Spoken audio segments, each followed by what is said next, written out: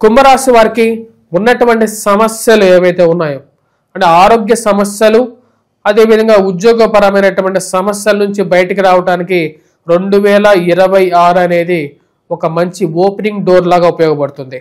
ఈ సంవత్సరంలో గురువు యొక్క మార్పు ఏదైతే ఉచ్చ స్థానంలోకి మారబోతున్నాడో యోగకారకమైనటువంటి ఫలితాన్ని వస్తుంది. అదేవిధంగా రాహు జన్మరాశిలో నుంచి ప్రయాణం చేయబోతున్నాడు.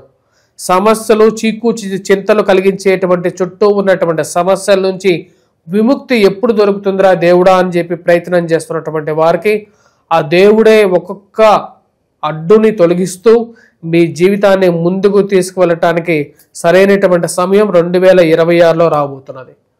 డిసెంబర్లో రాహు యొక్క ప్రయాణం జన్మరాశిలో నుంచి, అదేవిధంగా వచ్చినప్పటికీ గురువు యొక్క మార్పు చివరి వరకు ఉండి అంటే జూన్ వరకు కూడా యోగాన్ని ఇస్తూ చివరిలో మార్పు.